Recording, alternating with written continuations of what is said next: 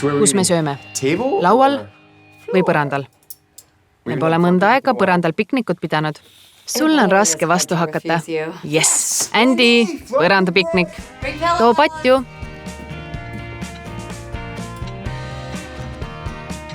Kuulsin, et kohtusid Mirandaga. Meeldisime üksteisele esimesest silmapilgust. Oleksin ääre pealt teda sõbraks palunud, aga seda ei saa teha pärast esimest vestlust. See on liiga vara. Meeldisid talle ka. Tõesti? Miks sa nii õnnelik oled?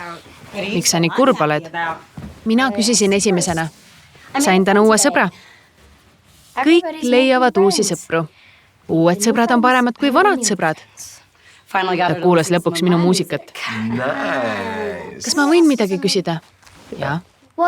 Mida see tähendab, kui poiss ütleb, et tüdruk on ta jaoks lihtsalt sõber? Me nägime Jonathit Spoonis koos ühe tüdrukuga.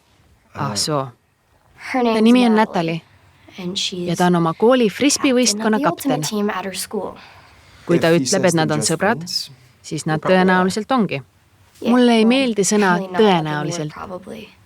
Frisbee mängimine pole just kõige romantilisem viis kellegagi kohtumiseks. Me Jonathiga kohtusime nii.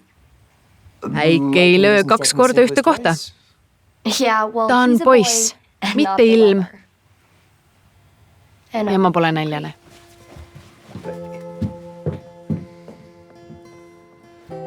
Miks sa mulle ei rääkinud?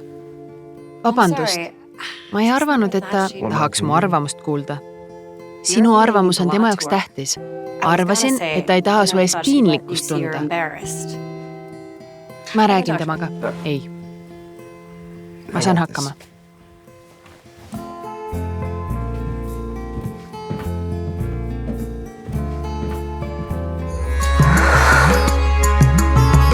Vaata Andy Macki Kids Zone TVs.